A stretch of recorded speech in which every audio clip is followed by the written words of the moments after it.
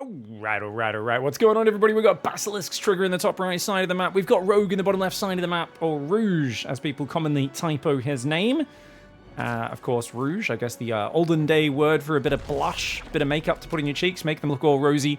But this man is nothing if not a man who puts on war paint rather than nice rosy-cheeked makeup. Of course, Trigger in the top right side does go for the pylon on the low ground. No scout here, as it is going to be Old Republic to start this series.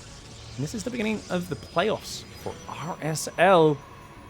High hopes for both players. Trigger comes in as a big underdog, but this is yet another one of these big online tournaments where Trigger is making it to the playoffs. And that's awesome. I mean, he made it to the semifinals of a pretty big tournament the other month.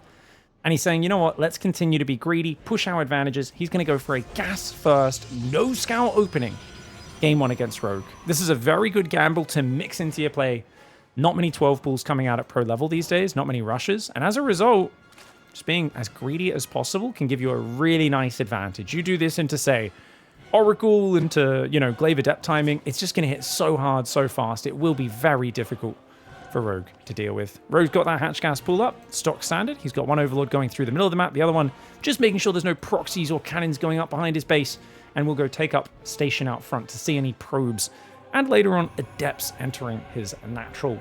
Now, I think Rogue's a pretty big favorite here. But remember, Rogue is one of those players who in ZvP is very capable of destroying Hero in 1 week. And then the next day, losing to Nightmare, losing to Trigger, losing to Zaun, and then beating Hero again. And you're like, oh, what? Like, it's so random because, and I think it comes down to the fact that Rogue is a gambler. And he traditionally has been so good at gambling in ZvP. But I do think because there are a few less cheeky all-ins, he struggles to put Protoss players in the paranoid space. And I think that sunken paranoid place is where Rogue does his best work. I think of even in 2021, in the online era, if you guys remember him playing Zest in like the online Katowice and stuff like that, Zest would literally leave a probe in his wall-off behind his Adept between like 3 and 4.5 minutes. Because he was so worried about drones and Zerglings coming out of the Fog of War, drilling through his Adept, stopping him from walling off because the drones are there and then killing him. So he'd leave a probe there so he could instantly full wall, just in case Rogue was doing that all-in.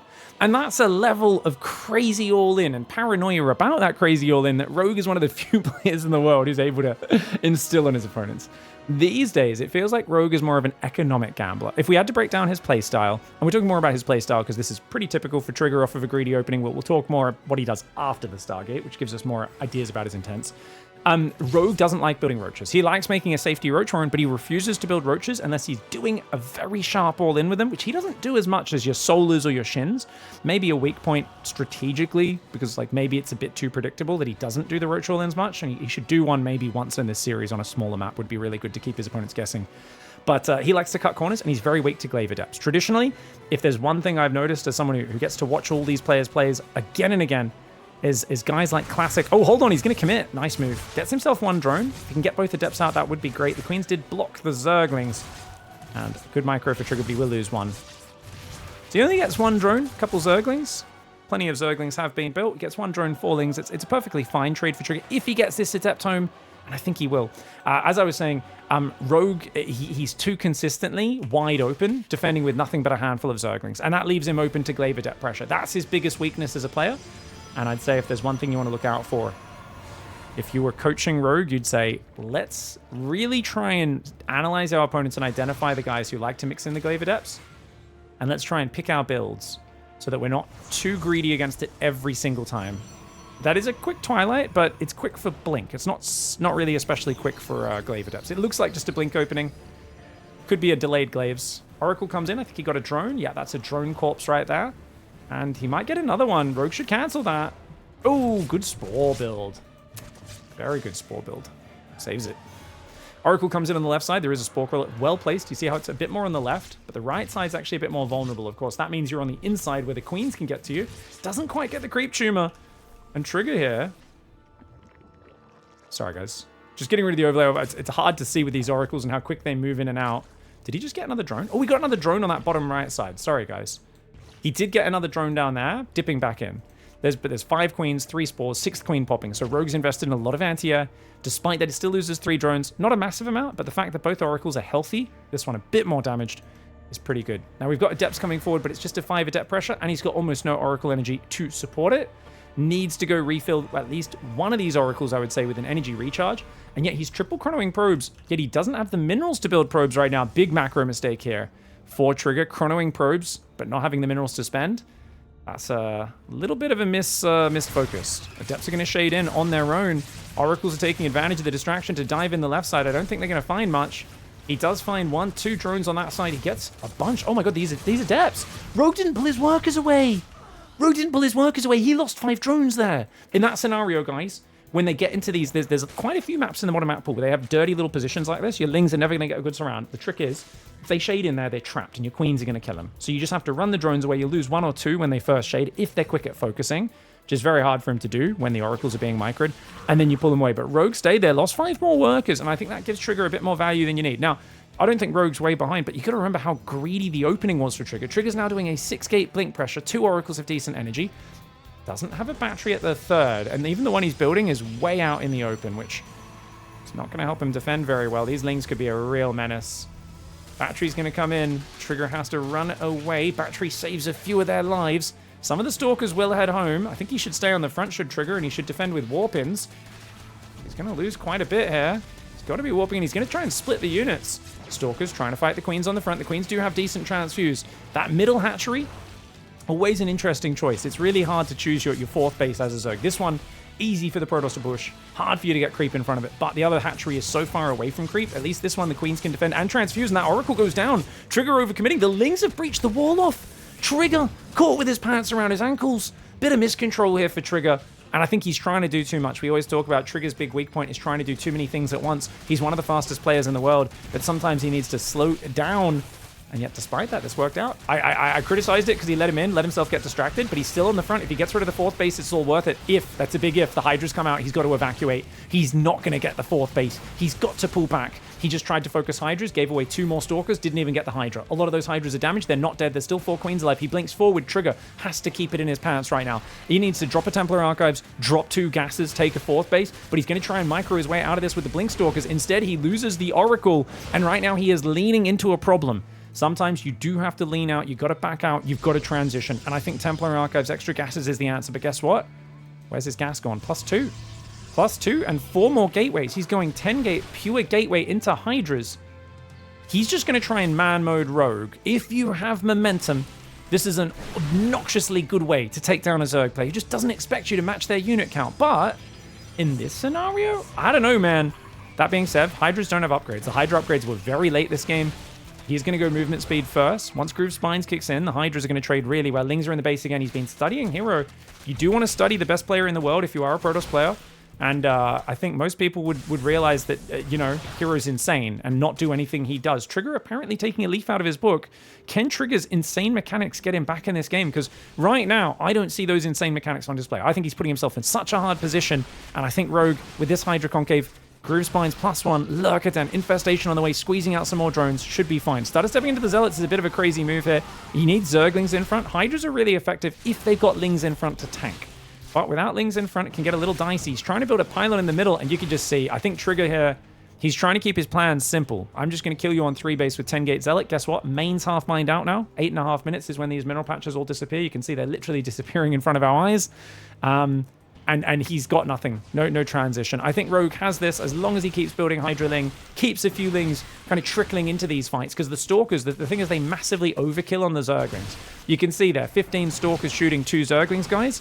It's about as inefficient as you can get. It takes like, what, 3 Stalker shots to kill a Zergling. You got 15 there. Most of those shots are effectively doing nothing. I do like this Zealot run by, but you don't want to throw these units away. They can run. Oh, he's not run away in time. We'll just trade those on a couple of Zealots and Zerglings. And you know what? It gets a decent little trade here as these guys come in. Stalker's going to push to the front. Lurker's getting caught. Oh my god. Oh my god. No way he kills Rogue here. No way he kills him just before the Lurkers come out. He gets a bunch of Lurkers morphing, bunch of Hydras. Dude, Rogue is known for letting his guard down. When a player just does the dumbest, most obvious headbutt, yeah, they can, he often dies to it. I mean, we've seen it happen before. Like, Maru used to get him with this sort of thing all the time. Just pop up the intensity, and Rogue will get, like, he'll be like, okay, I've defended, and he'll build 20 drones, tech to hive, and you catch him. It still feels good for Rogue supply-wise, but he's losing quite a few Hydras to the Zealots. The Lurkers do rotate, though. The Stalkers can't get in. He's on 4 base. He's so far ahead economically. Every second that goes by is a death knell for Trigger. Trigger needs to find a way to cheat death right now. I don't know, man. He's got to pay the ferryman sooner or later, and I feel like Rogue is absolutely coming for that coin. This is a really tough situation. New Oracle comes out. 4th Nexus only starting at 10 minutes. And it does feel like Rogue's in just such an excellent position. Oracle goes down. Yeah, it gets a tag off, but that's Desperation Town. And it looks like Trigger, even though he found a kind of scary moment there where the supply was dangerously close, his pig-headed commitment to the low tier. I think it sometimes wins you games that you otherwise would lose. And I think I admire it. I think it was his plan from the start. He stuck with the plan. He had to pivot Storm really early if he was going to do the long-term gameplay, and it would have been really hard to play out from there. So I think I don't mind him sticking with this style. It didn't work out this game, of course, and I think that's mostly due to his handling of that Zergling counterattack. I think that Zergling counterattack, sending the Stalkers back, was a huge fumble. I think if he had kept attacking with the Stalkers, ran the probes away, warped in here, I think he could have kept the 3rd alive. If he just sends the Oracles back and nothing but the Oracles, I think he would have been fine. But we'll have to look at that part of the replay after this game and check. He's now going to go Robo, Archon, still no Storm. Storm is such a good spell in this matchup, but recently Hero's been playing this style, this no Storm style, trying to make it work. Oh, he blinks left. He thought all the Lurkers were on the right. He's like, you can't have like 20 Lurkers yet. Rogue's like, hold my beer. I do have plenty of Lurkers. Gets all the Stalkers, and at this point, Trigger's going to hang in here, but he's been dead for a few minutes, guys. I don't mean to be the anti-hype man, but he would need a pretty epic comeback from this position. Lurkers in the middle, Hydraling on the right. Trapped in the middle with way too much Zerg coming from all sides. Those Lurkers siege a bit further back than I'd like on the right side. Those Hydras do need to start a step away. There's no detection. Oh, Observer actually does come in. Nicely done. But you can see how much damage the Hydra Lurker does. Trigger's going to have to tap out. A nice game 1 for Rogue. Always do link counters, even when you feel like they don't do much damage, guys. As a Zerg, your mindset should be do them, force warp-ins at home, make sure his wall's solid, and then bring them back to defend the Stalkers. I think a lot of Zerg players, they go for this. There's a battery in the mineral line, a few Zealots warp in, they run to the natural, there's an Adept there, and they go, see, I can't do anything, why did I even do this? But you do this to force the units to be here. To force this to be here, to force your opponent's attention there, and then you use the Ling's mobility to come back and join the front. And this is absolutely a game-winning move for Rogue. Now, to be fair, it's game-winning because Trigger screws up sending these Stalkers home. Where are his Oracles, guys? They're just here. He should just send his Oracles home. They're the fastest, best anti-Zergling unit he has. If he sends those back right now, uses some warp-ins here, he should be perfectly fine. There is no way that Nexus dies to this amount of Zerglings. Not with the shield battery there and whatnot. But he moves the Adept out of the wall. He warps in a new one to Zealot. The Stalkers come back, clean up a few of the Lings. They run away. And then Trigger's like, okay, cool, I defended. Go back to the front. Never resets. F2s his army to the front. And Rogue immediately goes back in. And that's just lazy control for Trigger. And unnecessary urgency. And this gives him the time. Those Stalkers could have already killed this hatchery. And forced Rogue into, I'm stuck on 3-base Zerg. Not very scary. Thing about a 3-base Zerg, guys, is you can swarm them with Zealot Stalker. You can go to Storm. They just don't have the production. There's no fear of them droning. They basically get stuck on doing a 66 drone Hydraling all-in. Hydraling Bane all-in, which is not very powerful in the matchup. It limits their options. And any sort of macro follow-up would absolutely suck. So this was a big mistake for Trigger. And good Zergling activity for Rogue. I think getting a win in a game where Trigger was probably slightly ahead off the greedy opening and harassment. And I think with his blink timing, he was getting in there just before the Hydras were ready. Yeah, Rogue cheats death with some well-used Zerglings. Really well played. Alright guys, going game 2. Trigger in the top left side. I think he had a great opening that last game. It's a shame he squandered it. I wouldn't say, I mean, squandered's a bit of a tough word. It's a shame he let it slip away. And such a small thing as well, the Ling run buys. I really felt like that was a classic Trigger loss. Just too much urgency. I think I really feel like for Trigger, he spends so much time with his mechanics, his mouse training. He's so fast. He's so good in extended, protracted, like Blink Stalker walls and stuff. But there are just these moments where people distract him.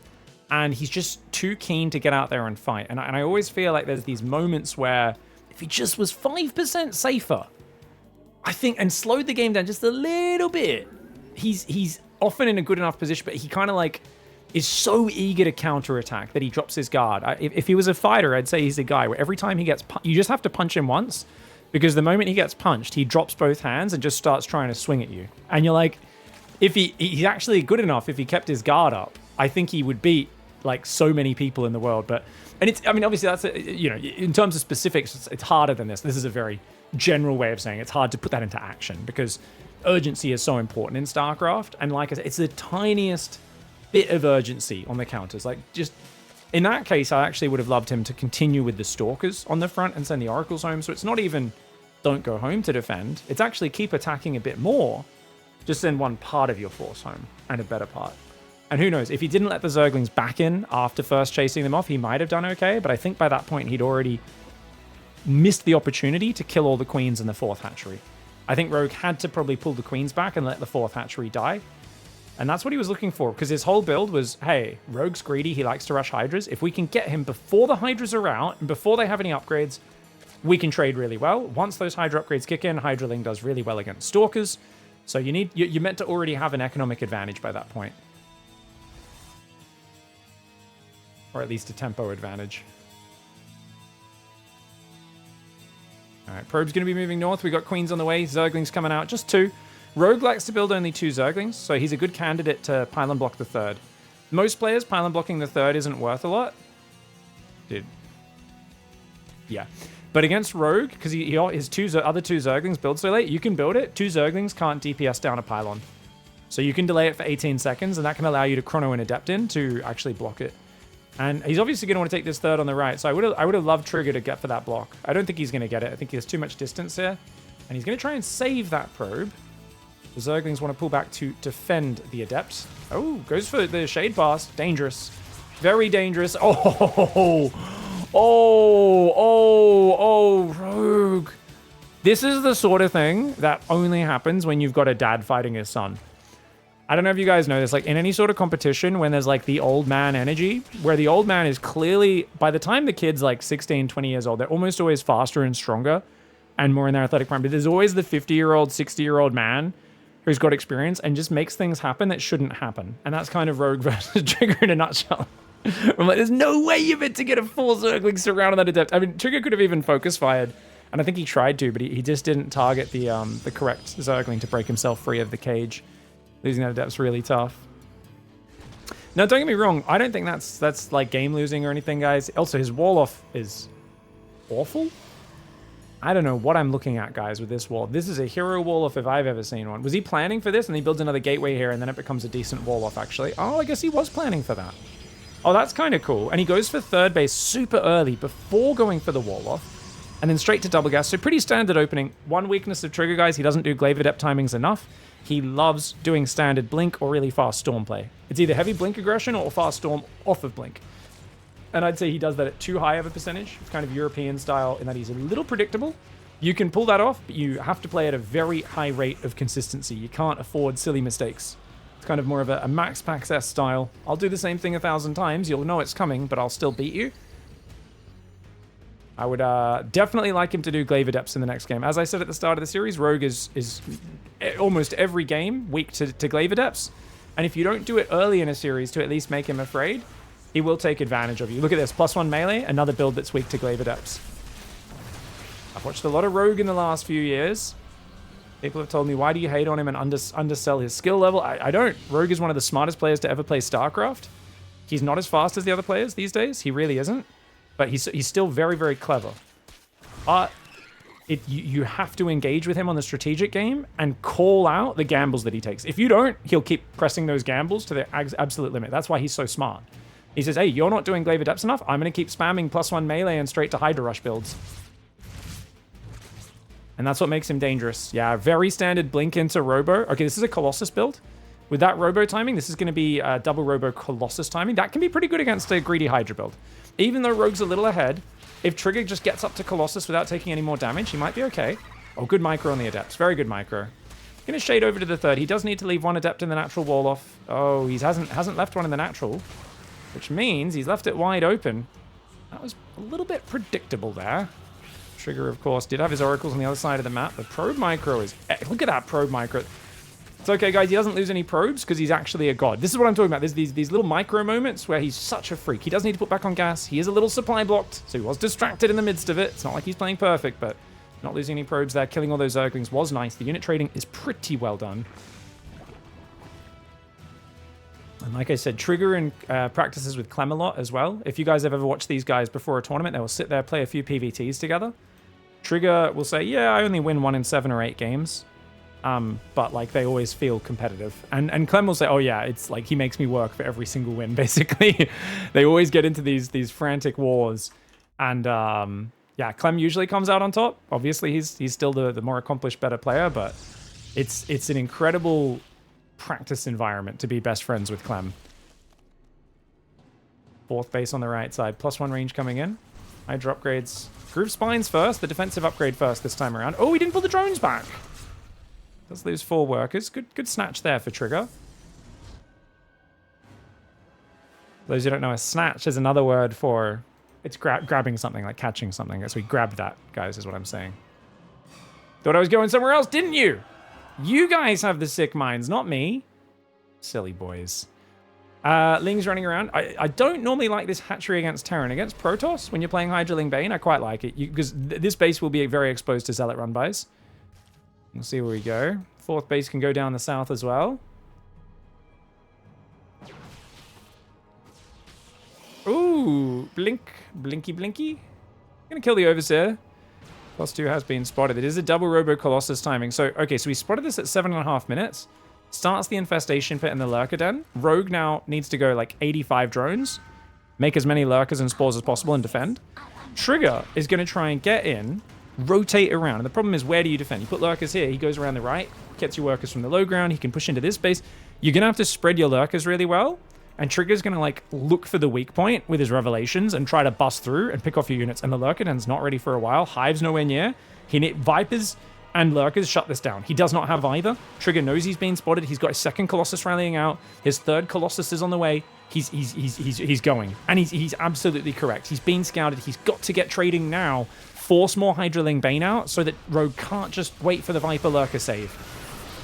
Ling's almost worthless against Colossus. There's only 1 so far, though.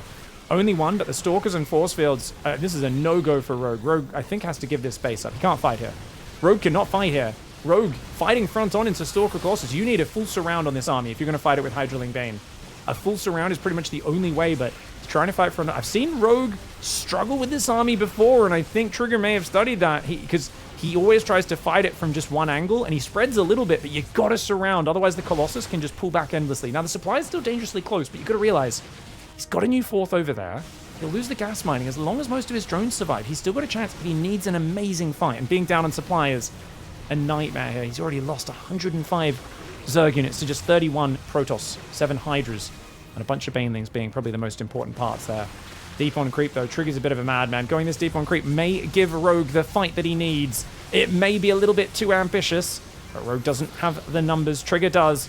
And it feels like even this deep on creep, there's just no way to get on top of those Colossus. There's no Banelings left. The Colossus abusing that 9 range so lovely. Look at that. You just can't get rid of the Colossus. A 4th one arrives. The Banes are going to roll in. 1 Colossus deep in the red, but it does not go down.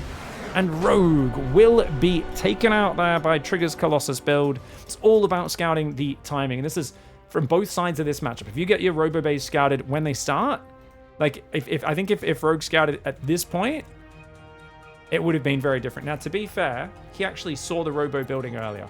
If he'd clicked on that, he could have potentially said, hey, wait a second, you've gone Blink. Why are you going a Robo that early? I think if you spot a Robo that early, it's quite a big tell. And why is that, guys? It's because there's 2 paths in PvZ. If you're playing Blink, and you're playing Macro, you're going to go either Storm or Colossus, right? And if you're playing Storm, often the Robo only comes down much later, even after Fleet Beacon. Why? You got 2 Oracles out. The only time people get a Robo earlier, because all you need it for is Warp Prism and Observers. You've got Oracles for detection, so you don't need Observers. What do you need a Warp Prism for? It's a nice bonus, but normally that's after you get Storm, after you take a 4th base, maybe even a 2nd Forge, 8 to 10 gates, and then you're like, you know what? Some people even go Fleet Beacon, 2nd Stargate to get Mothership and Tempest out, and only then add Robos later in case Ultras come out. They'll play purely Roboless, or they'll add the Robo a fair bit later. This Robo starts here at 5 minutes. And how did Rogue see this? I guess that Overlord, he literally built it under the Overlord as it was flying through. Don't know if Rogue noticed that or not, but if he did, that actually is a fair bit of a tell. It's something which I probably wouldn't have clued onto if I was in Rogue's shoes, admittedly, as the player, but because I'm watching from a bird's eye view and I see everything, it's really clear. So this is definitely a 5-minute robo, quite suspicious off of the blink opening. If it was a charge opening, it's a different story. So the problem here is he might not realize if it's a charge or blink opening yet. He might think, oh, it's a robo, it's a charge opening. He's going to go charge arc on Storm. But the moment you see a bunch more Stalkers, that's where you should start realizing, ooh, this is Colossus. So when did he actually scout this Robo Bay? Let's take a quick look, guys. He makes an Overseer, but it's got to make from his side of the map. This is why I always try to say it's nice to float an extra Overlord towards the other side ahead of time if you lose your first Overlord, so you can make that Overseer faster, because even 20-30 seconds delay is a world of difference. Now, Rogue's a bit distracted. He's seen it, but has he noticed it? And he builds the Infestation. He needs that Lurker Den straight away, man. But look at how slow he is on the Lurker Den. We're on his point of view. Where's the Lurker Den? He finally puts it down. Even though Colossus outrange Lurkers, they don't do much damage to them. They only outrange them by 1. Lurkers can stall out a push for a very long time. So I do think that Lurker Den being late's a big problem because it takes 57 seconds to build. It's always hard, though, because you have invested a lot in melee upgrades that are worthless. Hydra Bane, that's relatively worthless. And it's just a really good 3-base push. You've gone 80 drones, 5 base. You're trying to get to Hive Tech and Lurker Den. It's a really hard timing to deal with. One argument is that you should base trade against this style, right? When they move out, counterattack, so they can't push, and then they chase your army around. You buy an extra minute running circles. You can't do that because he's being tagged. Look at this, guys. He's tagged him. So if you try to move down here and be sneaky, he just comes down and corners your army. So really good Oracle, kind of keeping track of the Zerg army. There's no way you can run around and distract this push. This is just a really good timing for Trigger. All right, guys, we got Trigger in the bottom right side, Rogue in the top left. And look at this, Trigger. Super greedy, no scout game 1. That second game, he went for like a middling scout to make sure he wasn't getting cheesed on the 3-player map, knowing he's playing Rogue. And this time, he's going to come in. Now, Rogue turns around. What?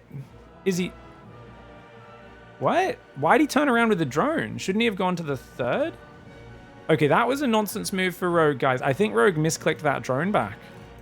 Because now he's having to take his 3rd, like, quite late on 18 supply at 56 seconds. Very sloppy for Rogue.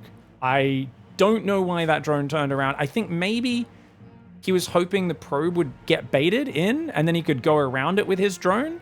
But since he didn't even have vision there with an Overlord, he wouldn't have even known if the probe was coming in. I think it would have been much more efficient if he just either dropped a spawning pool, hid the drone, and then went for this hatchery. So I'm actually a really big fan, guys. Don't get me wrong. If you go pool first and have to take a 3rd, some people really like it. Don't like it. They go, oh, it's so bad. You get the 3rd. But if you build a spawning pool immediately when you see an early block like that, you go for a pool at like 42, 45 seconds, 16 supply, say, you get a queen out so early, your injects are going really early, and then you can expand behind it. And usually they come into scout because they're like, oh god, am I getting 12 pulled? What's happening? Your drone can dodge them. You get the hatchery at the exact normal time. 18 supply after a 16 pool. Goes down about a minute 15 to a minute 20. It's a really good build. Pros never do this anymore. I think they're worried about the follow-up block. But I do really wish more players would do that. Hatch first at the 3rd is not bad. It's perfectly playable. But when it's this late, this is 10 seconds later than a normal 16 hatch. That means the queen is late. The injects are late. The zerglings are late. This is very bad for his opening. This gives Trigger the option. You've got to chrono adepts. Please chrono 2 adepts across this map. You're crazy if you don't. You've invested so much in messing up Rogue's opening. Now you want to lean on him. Force him to build a lot of zerglings. You've still got a very good economy. Interestingly, he chronos there. Is he going to use this Nexus to chrono the next adept? Oh, he's really min-maxing his build. And he gets still a decent Stargate timing. About 223. Not a bad timing at all. Probe sees 4 Zerglings. It's going to head home. First adept heads forward. Does he chrono?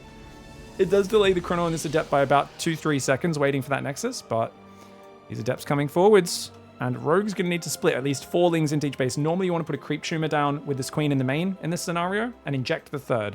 Because lava injects in the main aren't that valuable. Rogue does get the 3rd. You see the main's already saturated, so you want the lava popping out next to these minerals that aren't really mining yet. And that's why you want to optimize like this. Either way, you've got to connect the bases, but it doesn't matter if it starts from the main or the 3rd. The adept's always going to look to take advantage of this gap in your defenses. And now the 2 adepts should absolutely dive. He could run into the 3rd past the queen while shading into the main. We'll see which way he goes. He's just going to run towards the main. No shade just yet. Okay. And with only 3 lings, this is a really good trade. If he commits into the gap in the minerals, he's going to kill a lot. Already 1 drone, 1 zergling goes down. Nice move here for Trigger. A lot of people leave 6 or 8 Zerglings in the main. To have only 3 waiting was a bit greedy. You can see the other Lings are here. It's not like Rogue meant to leave only 3 Zerglings. He was just late on his Zerglings. He does lose 2 drones and a lot of mining time. Now, you might think 2 drones, good handling. It is good handling. That was great crisis management for Rogue. He's even going to get this Adept down to a very low set of hit points. The problem is that he lost a massive amount of mining time at a crucial point in his build-up, and he needs to now defend this Oracle as efficiently as possible, or he's going to be in big doo-doo. I know, my commentary is very technical, guys. What can I say? I know the jargon's a bit tough. So a big doo-doo is, I don't know if you guys have ever seen a 2-flush corn log. Double that. Adepts are going to come in from the 3rd. Great drone pull for Rogue, but the Oracle's getting on top. Not the best Oracle micro. He's got to pull away on the right side. He's going to lose the Oracle. Trigger, I feel like he's got Rogue in disarray, but it's almost like he's panicking even more than Rogue is. He loses a pylon at the 3rd. Yes, he gets 4 drones, but this is bad for an Oracle and Adepts. I mean, don't get me wrong, Rogue's worker count is in the gutter right now, so this might end up okay. He does energy recharge the Oracle to keep it can keep its laser beam on, which will allow things to be okay. The Adept in the main barely escapes the Ling surround. If that got surrounded, that would have been a real problem, but now he's got some ranged firepower here that can defend. The Forge and Twilight are both decently timed considering the chaos, but Rogue, of course, has a free pass now to drone up. Rogue's going to go early Evo Chamber. I think it's way too late to go melee in this game, but actually, he sees the Twilight's only just finishing, which means he's got about 2 minutes till Blink's done, right? I guess, what is that, 114, 120, probably 100 seconds. It's going to finish just before 7 minutes. His upgrade's going to finish just after 7 minutes. If he goes straight for +1 melee, it's not too bad. It just feels like it's very late in the game. And I kind of wish he just went straight Hydras instead or something, but melee starts 5:18. Blink is already on the way. He wants that ready to deal with the Blink Stalker pressure that is ever so predictable. Rogue, I think, getting away with murder in this series, guys. I can't believe Trigger's not once gone Glaive Adepts. This is game 3 of a series against a guy who every single game is wide open against Glaive Adept after Oracle. Like I said it before the series, maybe I've missed some Rogue games and he's changed his style more. Maybe he's only doing this because Trigger's predictable. Yeah, what I would imagine... Sorry, let's watch this. Oracle gets a few drones. Adepts gets surrounded on the right side, dude. Rogue is shutting him down. 2 drones is perfectly fine for 2 Adepts at the same time going down and the Oracle's taking damage. So here's my theory, guys. Because from what I've seen, I don't understand what's happening. To explain in my analysis, my theory craft is basically Trigger's watched Rogue's recent games. He just flew an Oracle through and died. He just flew another Oracle through the Queens and died, guys. Just flew straight through here. Trigger needs to calm down. There is no need. He's messed up his opponent's build, but he's the one who's panicking. And that's something he's got to calm down on. So let's go back to it. I think Trigger watched Rogue's recent games. Rogue's actually played really safe against Glaive Adepts because the Korean players have been punishing him so much. So Trigger's gone, oh, that's not going to work against you. But I think Rogue, who always studies his opponents, you can always tell, because he always does the builds that are meant... You can tell from his build orders, he tries to punish his opponents. He's always picked his cheeses really well, his greed, and he alternates between that extreme greed and extreme all-in. He's done no all-ins this series. He's like, dude, Trigger just plays super generic and safe. He's not going to hit me with Glaive Adepts. I can out-greed him, because Trigger is not going to punish me. And I think that's where Trigger, if he can in the next game go for Glaive Adepts, it's so important, because let me explain... skipping roaches is greedy. Skipping roaches and not having an early Bane Nest, insanely greedy. Doing this almost every game with +1 melee, which even slows down your Hydras, so even your Hydras come out later, it's good against Stalkers, and it's really weak. Even a Charged Zealot, Archon timings can be weak against this. But another Oracle goes down. 4 drones, not worth it. Not for losing your final Oracle there. And this just feels like an absolute hot mess of a game for Trigger. I've had so many games like this on the ladder. I go, oh, my first wave didn't work. I need to do more damage. And then I commit more with my next Adepts and I throw them away for nothing. And then I go, well, oh, that went badly. Now I really need to do damage. And then I throw 2 Oracles away for 2 drones. And I go, well, that went badly. I better build 2 more Oracles and dive those in a mineral line because now I really, really, really need damage. And I think Trigger's in that mindset right now. Or he was. I think at this point he said, okay, now I need to abuse the power of Protoss. You're playing 10,000 feet. It's an amazing map for Protoss late game. Make Storm, make High Templar, gather energy, make cannons and batteries, and I think we'll see that fleet be... Yeah. I was like, now you just turtle to Mothership Tempest Storm and defend the Nidus Worm Overseer. Because it's Rogue. He's very clever with his cheeky plays, but I think for Rogue, your best bet is try to win with Hydraling Bane. Problem, he's gone Hydraling Bane, and now he's just making Hive and a Lurkadon. One of my biggest criticisms of Rogue's play over the last few years has been his tendency to get ahead in the early or mid game and then just kind of chill and slowly go to late game. When he's better than his opponents in the late game, it works really well. In 2017, no one of any faction could beat him in late game other than several. So that's why he was like unstoppable, winning so many tournaments back then. But these days, Rogue is not the best late game player. He's the trickiest late game player. He's the most annoying late game player. Players get tilted. If they're a bit off their game, he's going to get a Nidus in. He's going to pop lurkers in your main. Changelings are going to see everything, and he'll pick you apart, right? He's really good with like the Ling multi-prong in the late game as well. But it's far from a sure thing. I would, from past experience, say Trigger probably crumbles under the pressure here in the late game since Rogue has such an advantage going into it. But in general, if I was just saying this is any Protoss versus any Zerg player, take away the names, I would say, dude, why did we not commit to a big Hydraling Bane press? After that early game, there's no way this guy would have been able to defend. When these cannons were first coming up on the 4th, if you came in from here, here, and this right side, maybe a Dropper and Nidus in the main at the same time, I just don't see the Protoss defending that, even though this is one of the better defensive maps. Lurker Hydraling Bane coming forward. The Storms are zoning. Probably didn't need to pop 2 Storms straight away, but he's got 6 High Templar. Pretty good amount of energy. 4 on the left, 2 on the right, and he is energy recharging. 5th base coming up for Trigger as well. His first 2 Tempests and Mothership on the way. He's got air weapons coming in. Lurkers are going to siege across the gap. Now, you guys explain the science of how those spines are going through the pool and up this cliff. I don't know, man. High Templar going to get a juicy Storm, but Rogue, with the quick dodge, going to do just fine.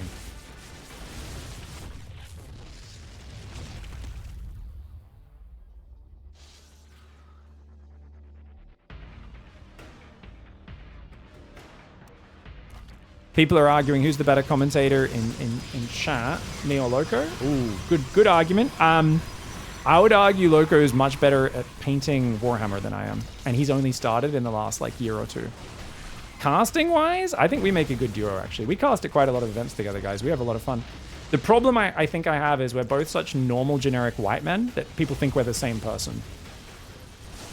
Like, I'm surprised I don't get more emails saying, "Hello, Simon Loco, do you want to get sponsored to play our new mobile game, Gambling Legends 69, you know?" Because I do sometimes get emails like that from like other StarCraft content creators, and I'm like, why do you think I'm Maynard or someone? I'm like, his accent's very different from yours. Yes, and yet somehow people still get confused. I'm very surprised. I'm like, Australian and Dutch are ever so slightly different accents. It's almost like one of us grow up speaking English and the other ones learnt it from playing games and in school. To be fair, Dutch people's English is pretty stellar. Probably better than most Australians.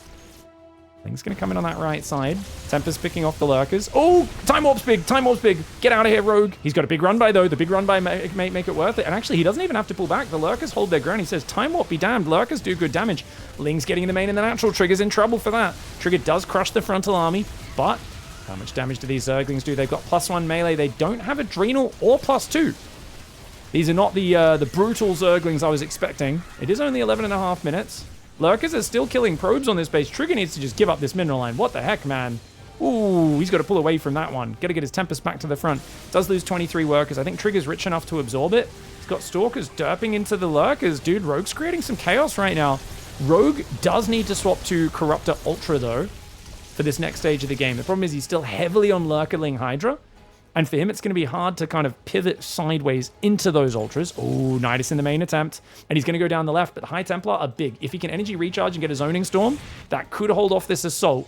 He's going to let the Nidus pop. Oh, is that a trap? Trigger's trying to trap him. Trigger's like, please unload in my main. Ends up cleaning it, though. High Templar landing a few good storms there. Oh, you can't handle the storm. Oh, my God. Did you enact a code storm on that Marine? You can't handle the storm. I don't know why we've got a few good men in our head, but I feel like Rogue just went a bit mad there, man. Tried to go full Guantanamo on his units. That was a little bit wild. Lurkers, Hydra's trying to come forward. He accidentally borrowed the Hydra's. A little bit of a miscontrol. Tapped to the wrong unit there. The Lings are going to come in on this side. Too many cannons on that base. Trigger's starting to get back in control of this game despite the economy losses.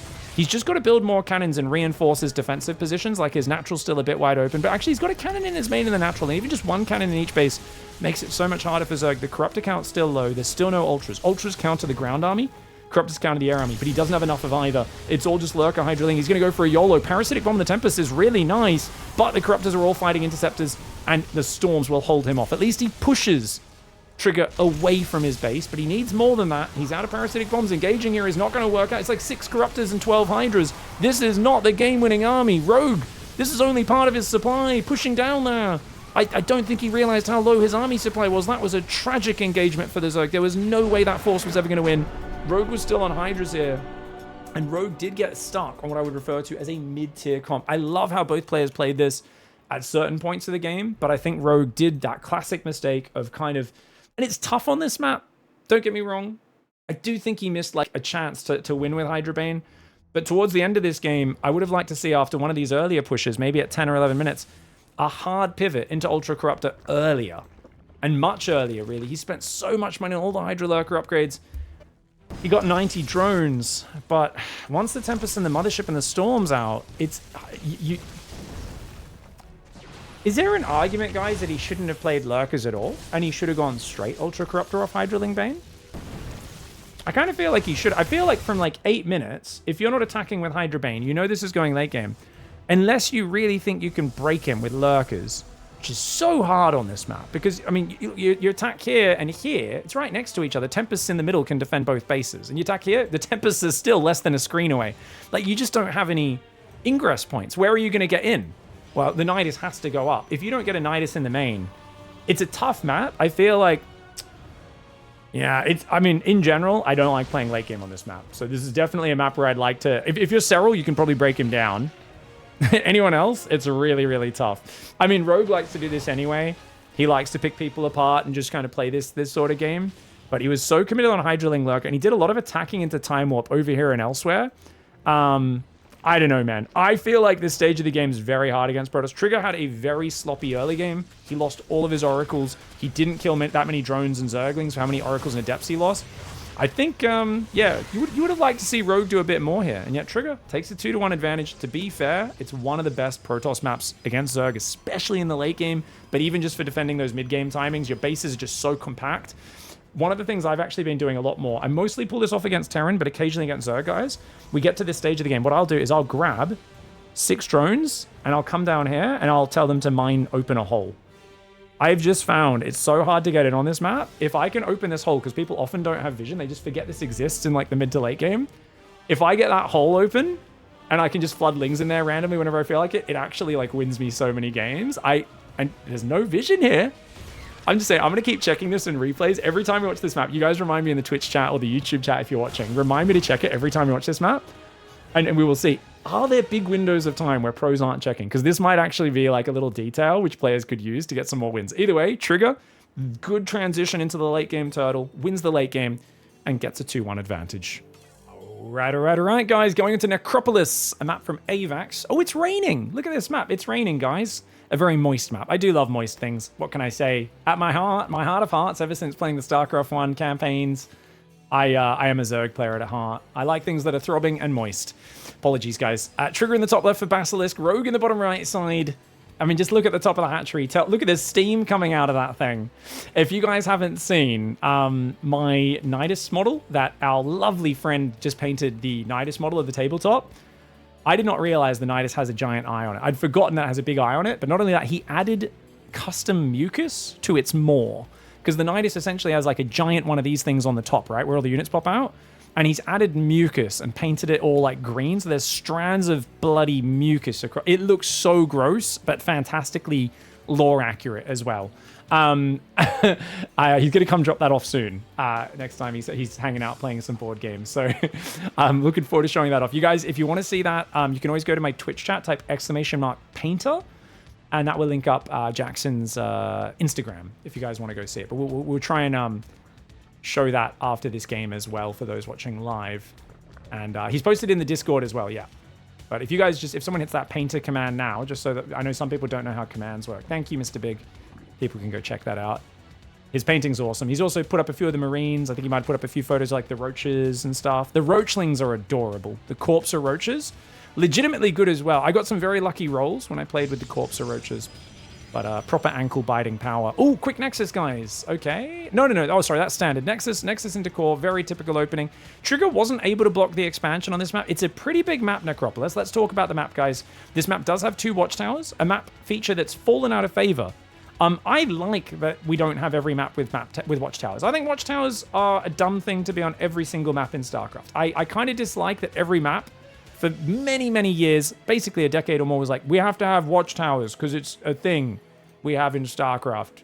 So we've got to have it. But I think it's good now that we haven't had them for a while. I'm like, yeah, throw some watchtowers into a few map pools, just here and there, you know? We don't need them on every map pool, but it's always good to have variety. We can see there's some interesting choke points and ledges. We do have these middle bases very exposed. It looks like there's no rich gas or gold minerals anywhere on this map, from what I can tell. And, oh, you're not meant to wall off down here, guys. So Trigger has not studied the map. The wall off is meant to go between these rocks here and over here. And then you can wall off with 3 structures. But he's trying to wall off at the top of the ramp. So this is something AVAX specifically put on this map, so that if you want to get the really powerful ramp wall off, it's harder. It's much harder to pull off. You can't do it with as few structures. Instead, you have to wall off a bit further, which makes it a little bit easier for people to push up and have more units in front of your wall attacking it, without just getting split by force fields on the ramp so easily. It's actually a good feature. It's very intentional there. I think some people would just go, oh, I can't wall, because they're so used to being able to wall on the ramp. But I tried that, I remember, and was immediately, Avex was in the chat going, no, yep, you got to wall with the other bit. If you want to get the easy wall off, you got to wall a little bit further back. Probe's going to come out for the third base. We haven't seen any damage yet. This has been a bit more of a chilled out opening, right? After the natural got down, Rogue's going to be a bit happier with this natural. 3 queens on the natty. No queen in the main. Holy moly, guys. No Spore, no queen in the main. Hello? Hello? Okay, Spore finally goes down at 340. It's very late. Queens are not on top of those adepts, but he's got Ling speed, so he's like, you're not going to finish the shade. Oracle's coming forward as well.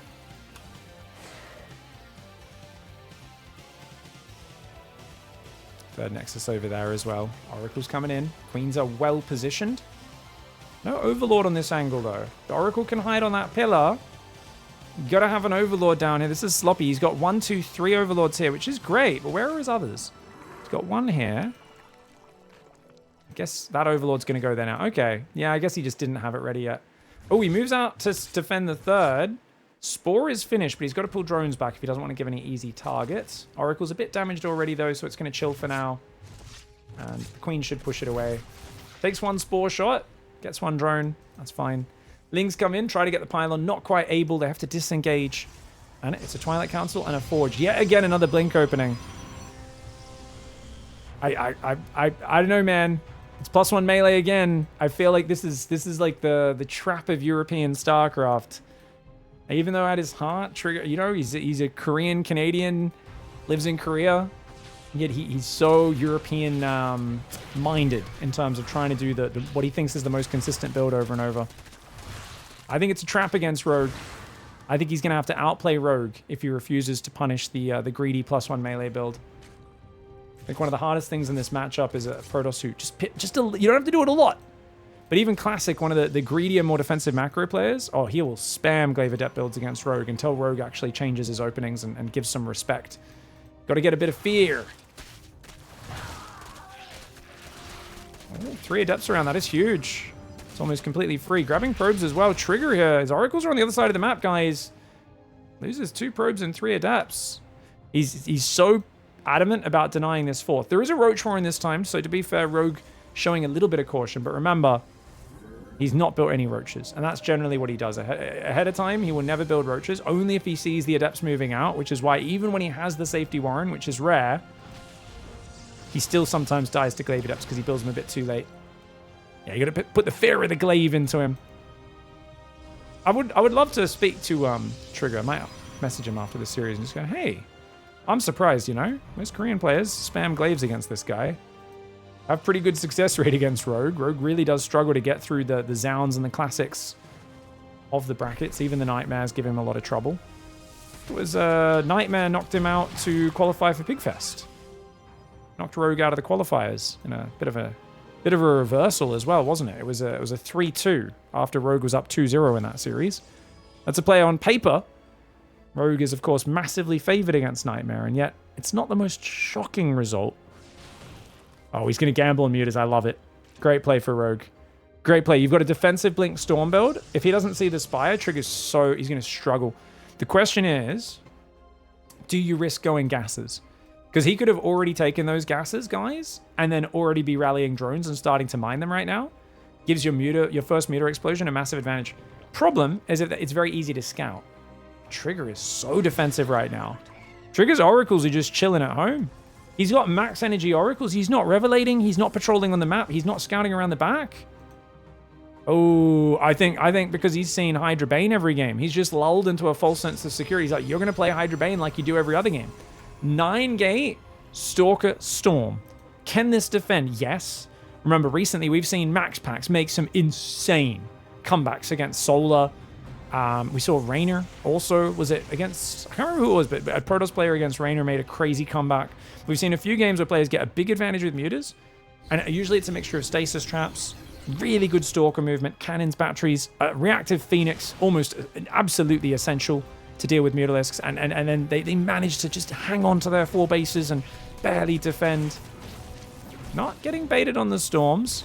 But look at this, he's so distracted by the Lings. I mean, the Lings itself could be a tell, but he's got no cannon. He has no idea. Parrots around his ankles. Trigger is about to get caught. The mutas swoop into the main base. The probes are isolated, and of course, he's going to shove. The Ling muta will base trade, and that is absolutely the correct call. Charge will get denied.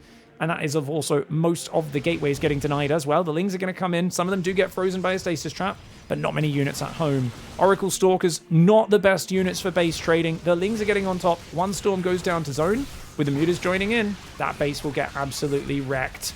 Really well played here by Rogue. More Lings going to pop out. They're going to take out the cannon on the 4th. Stalkers and High Templar don't kill buildings quickly. If you've got a ton of Zealots, they can kill all the buildings quickly. But this army does not base trade as well as Zerglings and mutas. You don't need to be able to beat the Archon Stalker Storm head-on, as long as you can beat it in the base trade, and that, of course, is absolutely something you can do. That's a slow warp in there for Trigger. Those Zealots will go down very quickly.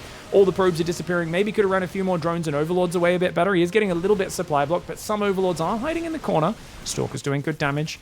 Problem is, if these Nexi start going down, you are going to have to recall. And look at that. Rogue's already targeting the Nexus. He's got the units targeting that Nexus in the main, the natural, not the 3rd, though. He's ignored the 3rd base. I think he figures if he kills the main, that should be good enough. Drones are going to run away from the Psystorms. 50 drones have died, so he did try to mine as many extra resources as he could. He's trying to just rally mutas and Lings across the map. Anything that escapes would be great. Does not notice the Warp Prism. Obviously, too much going on right now, even for a former world champion like Rogue. Mutas and Lings absolutely smashing through the 3rd. The recall got cancelled. He's not got any probes on the map, which means he can't rebuild. Trigger has to go home to defeat this army. And this was simply not enough scouting for Trigger, and assuming that Rogue was going to do what he's done for the last 3 games. But Rogue changing it up here. Trigger not on his toes. He's the one getting caught off guard. Mutas, fantastic choice to mix into a series. Mutas aren't something you want to do a lot. They are best used sparingly when your opponent is least thinking about them. The trick of Mutalisks is knowing when your opponent doesn't expect them, because that's when they are so very powerful. Oh, he's going to engage through the storms, is he? Yeah, he's got enough. Doesn't even matter. He can wait for that storm to dissipate. The Lings will come down. Is a random queen here. She's like, hey guys, what's happening? And Trigger's going to have to tap out. It's going to be a Game 5 series. What an even match between these two. All right, guys. Can Trigger man mode Big Daddy Rogue? Because that's what he's trying to do. Straight up play. Take him front on. Beat him with macro. Got surprised by mutas in the last game. We're going to Game 5 on Celestial to decide it. A map where I do expect both players to play pretty standard, just from what I've seen. I thought this map would be one where we'd see a lot of weird, fast 3rd builds before even walling off your natural for Protoss, since you have that wall off to fall back on. I thought we'd see a lot of creativity when this map first entered the fray, and it ended up just being Protoss players just take the normal 3rd, play standard oracles because they feel so safe with the standard play, and they don't even utilize that free 3rd in the back, which... kind of shocking. I do think there is room for creativity with builds on this map that is probably, you know, money being left on the table, but it is kind of funny. Patches, the maker of this map in the chat, says pylon marker actually got used for once. I can feel it's going to be a banger. Well, to be fair, isn't the meme that you always put the pylon in the wrong spot? Patches, I feel like, isn't the spot actually incorrect on this map? It's like not quite optimal or something, right? I don't know. I could be wrong. Maybe it's a different map you made. But I think the meme is generally that Patches puts the pylon marker in the wrong position. So it's actually, you don't want to use the marker that he puts there.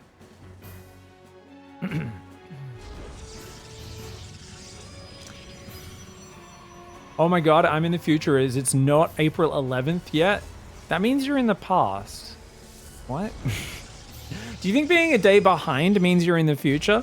I think when you watch Back to the Future, you may have misunderstood the title because they said back to the future. You got confused about how the future and the past work, my friend.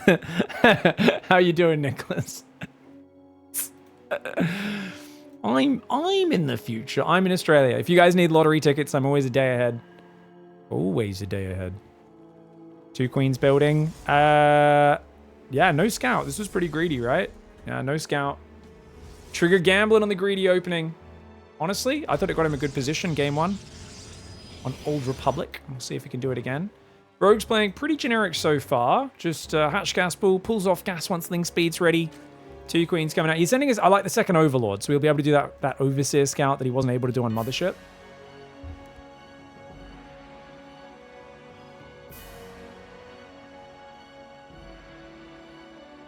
Probe. Goes out for a scout, and then he changes his mind. Oh, that's interesting. He's like, dude, my Adept's about to scout. Why would I send a probe in? Oh, he's going to stay at home, is he? How interesting. Second Adept starts. No chronos on them, guys. It's all chronos on probes for Trigger. Full economy.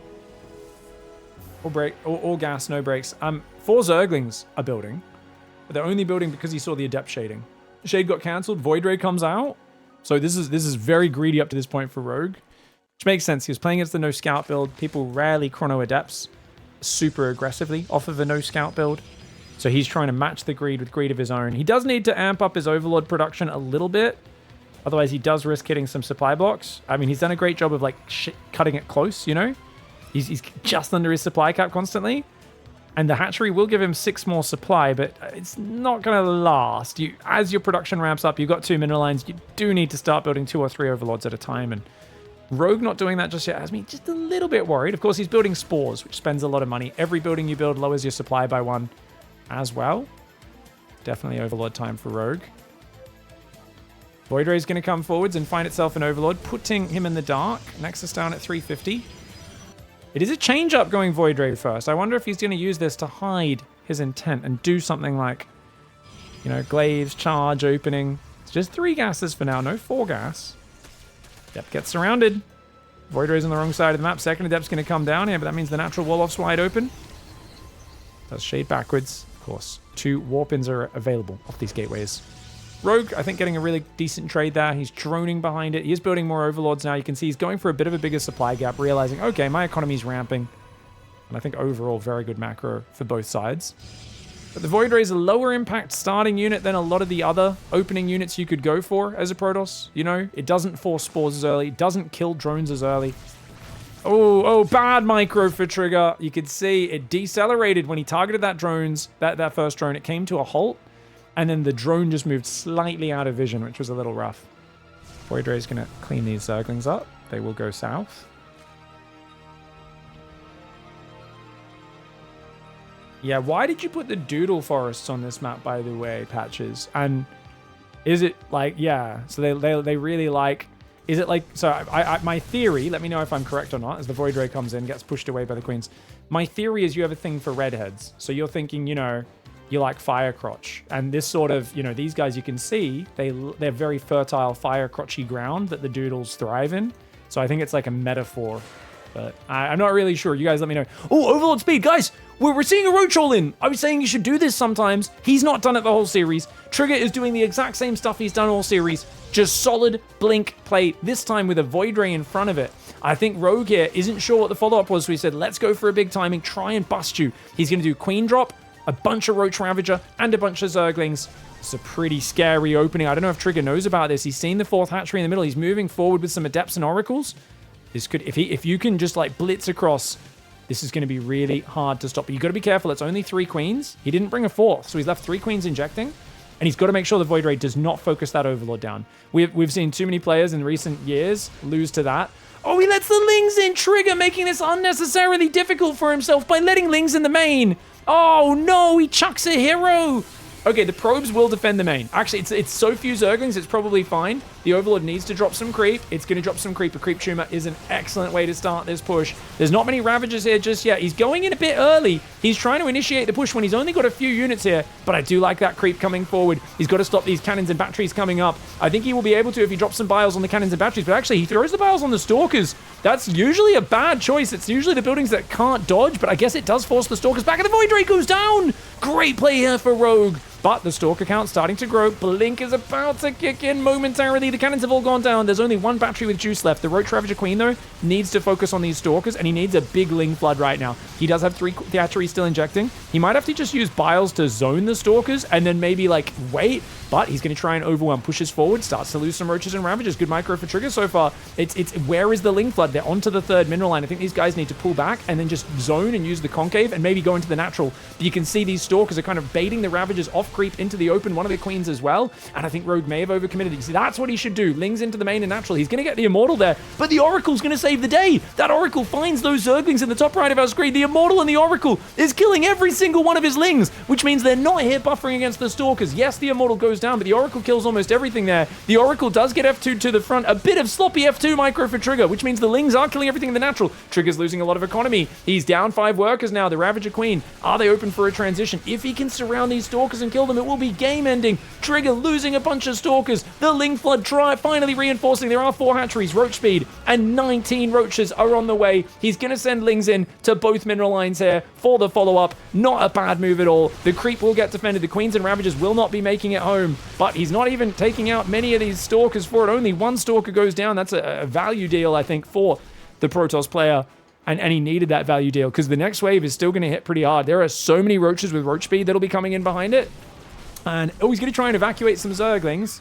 Only 2 probes went down in the main. The creep is still out front in the base, at least for now. Counterattacks coming in. It's got to be nothing but Zerglings from here. He's low on gas. Rogue wants that rich gas. It's not up yet. It would have been, if he took that gas a bit earlier, he could have a lot of gas income because that's the same as having 2 geysers going. The Ravager gets sniped. Really good snipe there. The Roaches move commanding into the Zealots. A dicey decision there. Maximizing the Zealot damage. Obviously, he wants the Stalker kills, but Rogue's got to be a little respectful towards this. Yes, the Zealots are getting wrecked by the Roaches. The Lings do help a lot against the Stalkers. Trigger's got to get out of here. Trigger's got to evacuate. He's going to try and do a fighting retreat to get as much value as he can. This is a hectic game 5. Supply advantage goes to Zerg. But remember, these are garbage units. Just Roaches and Zerglings. He could have held the high ground there, but Trigger comes in and chases him back. Units trying to warp in. They're not quite walling off. Lings are in. Roach Ravager trying to fight. The Stalker's coming from behind. This game's a hot mess. A few more probes are going down. The Roach Ravager needs to try to jump on top. The units are getting separated. He biles 3 of his own Roaches, and his units get surrounded. Trigger with a gigantic surround. Rogue steps into the jaws of the Protoss, and Trigger closes his mouth like a crocodile that was just waiting with its mouth open until a little chipmunk decides, oh, what's this nice warm burrow I can climb inside? And then he gets his friggin' face ripped off. Oh, that was a huge positioning mistake for Rogue to let his units get surrounded. He should have collapsed south and broke his way out of the surround immediately when those Stalkers looped in from the south side, but he let Trigger surround it from all sides. That being said, the supply count's still amazing. Trigger lost 17 probes during that. Dude, he lost so many workers to the Zerglings. If the Roach Ravager defends this, it's fine. Rogue's got to pull drones, though. Rogue's going to have to pull drones. If he loses all of his Roaches and Ravagers, he's going to have no damage output. You're left. The Stalker micro is intense. +1 is done for those Stalkers as well. You've got so many Roaches and Lings trying to build. The Prism has to get picked up. The Queen Transfuse comes down. The Roaches and the Ravagers, though, they just can't deal with the damaged Stalkers. They keep on blinking back. The drones probably should have pulled in a lot earlier there. They may have turned that tide. Rogue has to tap out. I don't think he realized how many workers he killed. In his mind, Trigger was probably at 55, maybe 60 workers here. He probably didn't realize that he killed another 17 workers with those Zerglings. I can almost guarantee you his screen wasn't there. If he pulls those drones, I think he holds that push. This game goes on. Trigger has a lot of minerals in the bank. Don't get me wrong. It's far from over one way or the other. But what a nail-bitingly close game. And I do think this may have been a crucial misplay over here, right, guys? Where he gets his army surrounded. Here. He needed to grab his whole Roach Board, pull to the right, group it, and then jump on these Stalkers, right? While the Lings go in the natural and main and try to do some damage. But look at what happens to these Roaches. I mean, this is an absolute disaster. He gets one, that Stalker blinks back. These Stalkers here are kind of baiting him to the top left. These Stalkers are there. And the Stalkers are kind of using their range, using their numbers. Zealots are coming in. It's like a full surround, and the Stalkers can blink back in every direction, where suddenly you're getting fired on from every side. That was such a nice trap. Of course, while it was happening, we should watch. How much damage did these... Was it just these 4 Zerglings that killed this whole mineral line, was it? Oh me, oh my. Yes, it was, guys. Those 4 Zerglings went unnoticed. Even at this level, players can get a bit tunnel visioned and miss some details. Whoo! Because he was so focused on the clutch hold on the front. Counterattacks, gets the win. Trigger, the king of Blinkstalkers, does it again, guys. Gets a 3-2 victory over Rogue in a nail-biting series.